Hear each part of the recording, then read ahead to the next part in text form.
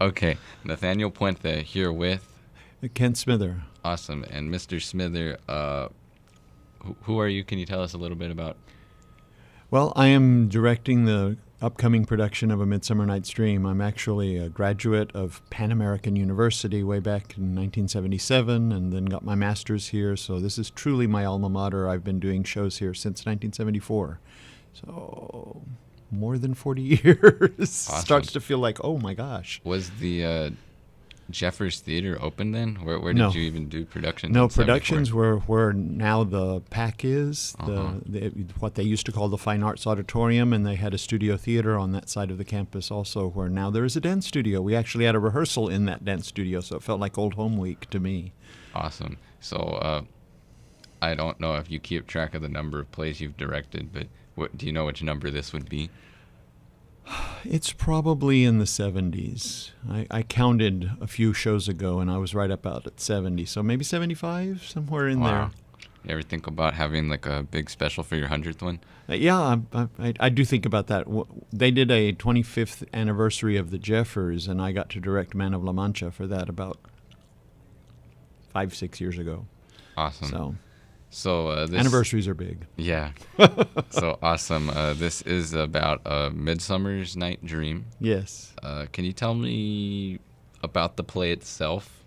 Well, it is one of Shakespeare's very most popular plays. It is a comedy. It involves romance and slapstick comedy and magic.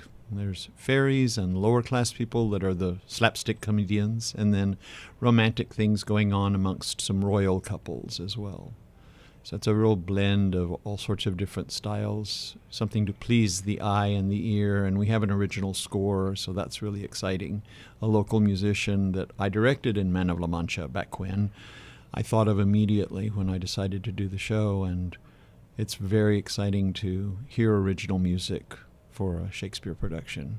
I'm looking forward. Tonight we have our first tech, and we're going to hear some of the tracks that we've heard early versions of now in their finished versions. So, excitement. Awesome. Can you tell me something about the cast members, like who have been the biggest shiners so far? Oh my goodness. I am really fortunate. I have 27 in the cast, and I would have to say that in various ways, all of them have had their moments. I have several people playing fairies that have worked probably harder than anyone because they're involved in the dance numbers, and some of them have some dance training and some of them don't. And I think you would get now to the point where it would be not so easy to tell which is which is a real tribute to their hard work. But I have like so many. I have Dr. Tom Pearson, who is from the English department, who is playing one of the older characters.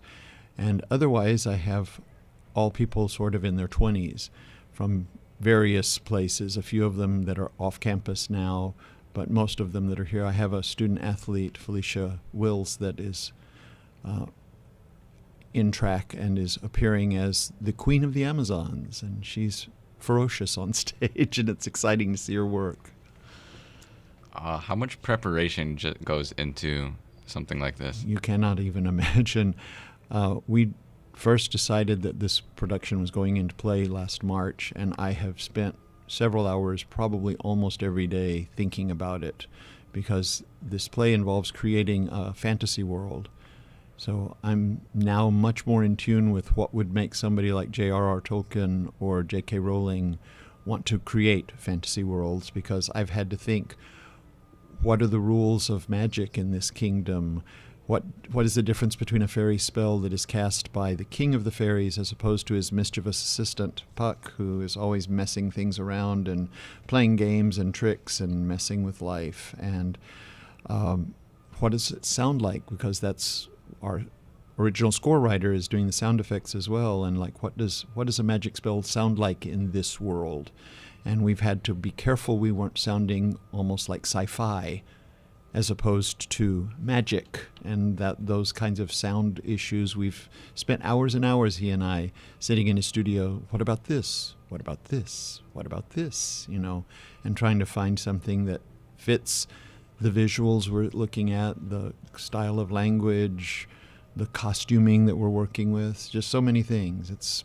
It's really pretty thrilling, actually, to have the ability to have all these collaborators from all sorts of areas, and the sets and the lights and the costumes, the music, that are all trying to get, as they say, on the same page. Like all the ways the world works visually and orally and in terms of movement and the dance, and just all of it has to somehow gel and form a picture that one person was kind of behind it in some way. And of course, the real person behind it is William Shakespeare. Mm-hmm.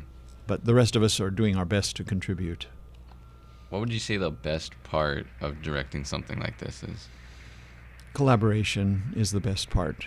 The fact that you get to give actors a nudge in a direction, but they give you back so much more, and then as they present what they're going to do with it, you suddenly realize that it opens all sorts of different doors.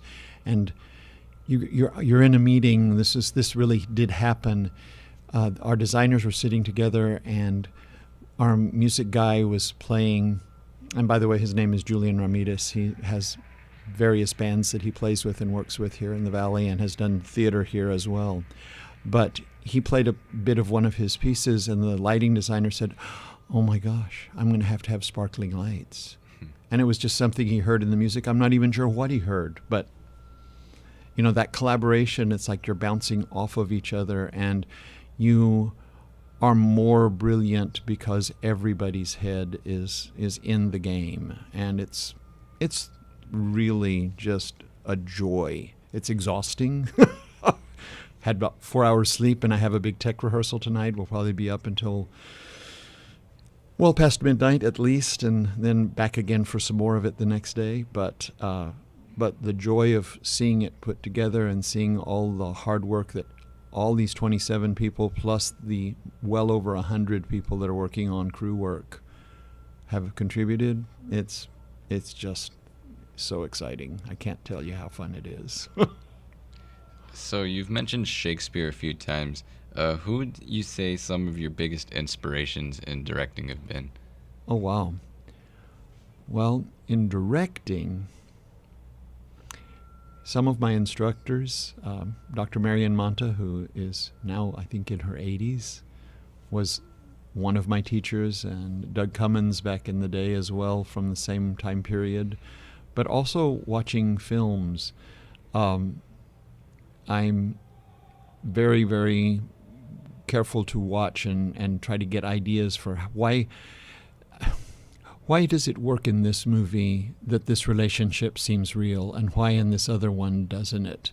What did they do? How did they set it up so that I felt them falling in love, as opposed to this other one where I felt zip?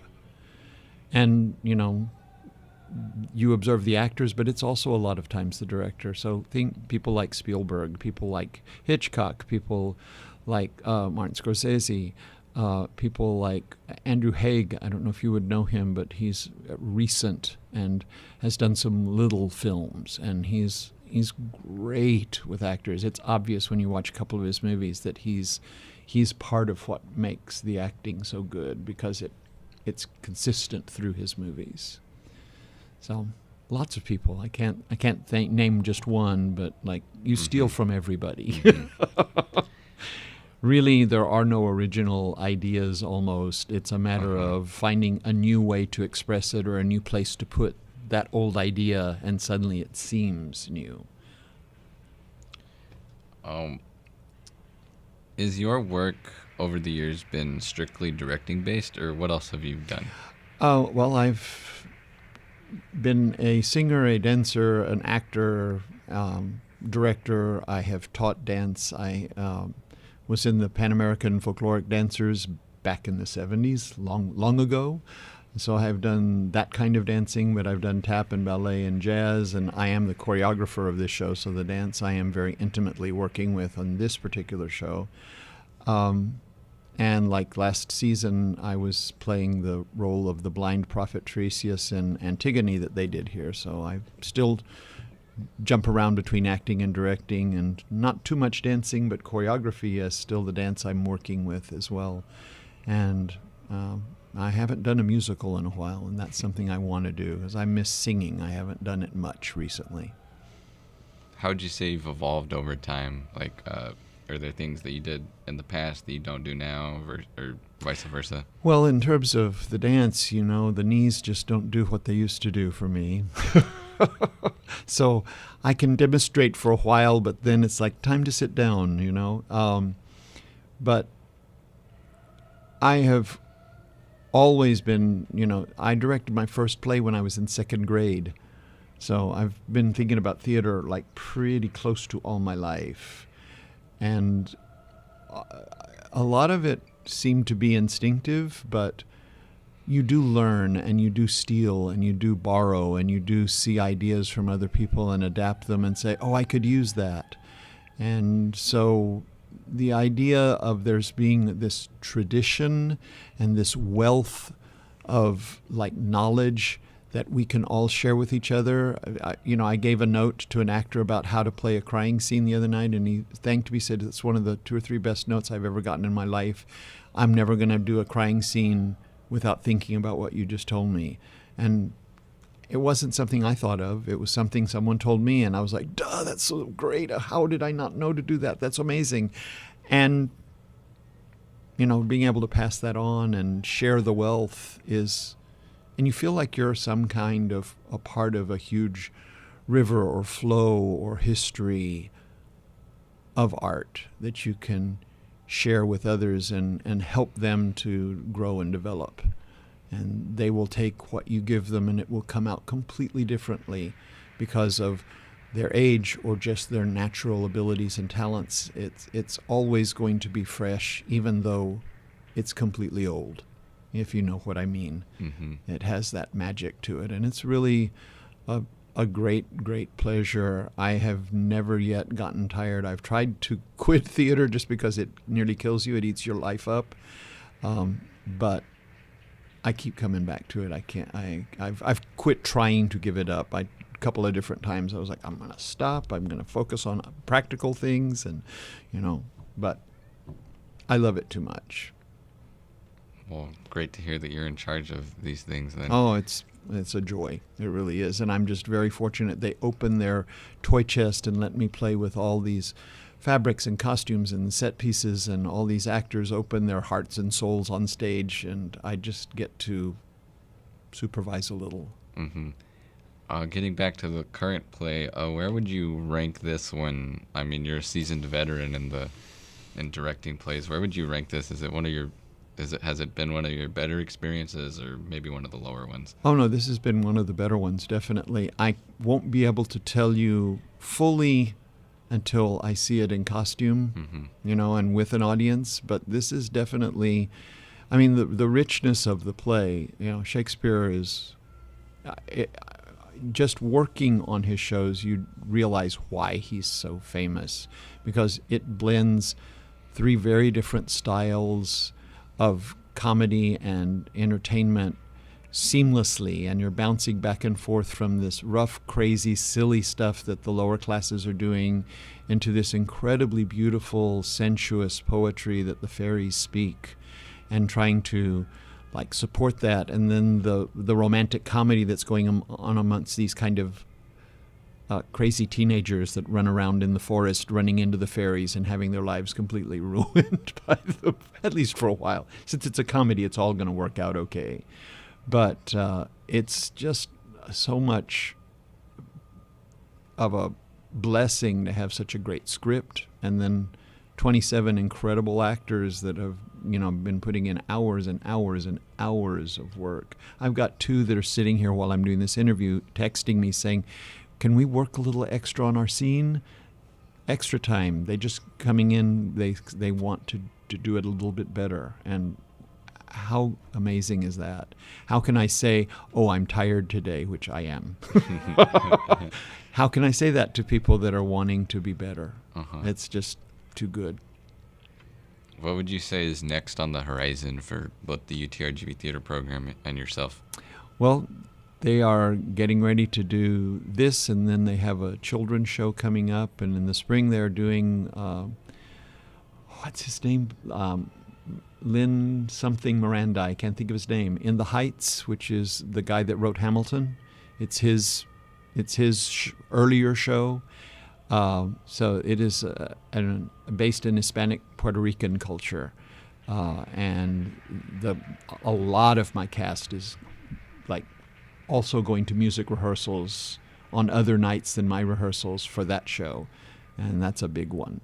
And they're now talking about what are they going to do next season. They're talking about possibly some kind of a big Christmas show for next year. This year there is not like a Christmas show. There's just a children's show in December. So they're wanting to try some new things and build their audience and reach out to more people. And things like coming to do this kind of interview is exactly what they're wanting to do, is reaching a different demographic, shall we say, a different age group, a different customer than just your people that always go to plays, because there's nothing like live theater. If you've heard recorded music and then seen the same artist live in concert, there is an electricity that happens in live performance that no recording can capture. Movies are a wonderful thing, but live theater has a whole other level of thrill to it that is very, very different from seeing it recorded and all captured. So the transfer from how it is to see live musical performance to live stage performance is very similar. There's something extra. How about yourself? What's next for you? A long nap. For sure, I'm going to lie down for a while. But I just retired from public school teaching a year ago, and being able to have more energy and time to devote to a project like this has been really a pleasure. But I'm also getting to read books that I have always said, someday I'm going to read War and Peace, whatever. And I've gotten a chance to watch things movie-wise that I have always told myself, I've got to watch that. I've heard it so good. Some of them recent and some of them even silent movies and stuff. So Turner Classic Movies is, being DVR'd like crazy. I'm piling them up while I'm while I'm directing and not watching. But just there's so much beautiful, incredible art out there. There's never enough time to get to do it all. So the chance to be a watcher and a listener and a reader is one of the things I'm enjoying between shows. I'm sure there will be a new project soon. I'm actually going to be proposing a show for next season. They may choose me, they may not, but I will keep proposing until they invite me back, because it's too much fun. Besides yourself, who would you say are some of the better directors here? Oh my goodness. We've got really several really good directors. Dr. Brian Warren is one of their very best. He does a lot of Shakespeare himself. He's directing In the Heights. He did musical theater professionally for a while, so he directs a lot of the musicals. There is Trey Michalowski, who specializes especially in stage combat, among other things, and did a version of She Kills Monsters, which was based around video gaming, and had the most amazing fight sequences last season. Wow, it was just incredible to see. And then there's Rich Edmondson, who directed Antigone last year. And this year did a play called Venus in Furs, which involves sadomasochism. So if you didn't know there was that kind of stuff going on campus, the theater is doing some more edgy stuff than they may have used to have done. So we had people with dog collars and things going around in that one, just the last show. But some really good people over there. The more I hear you speak, the more I think I want to go out and see this play that's coming out.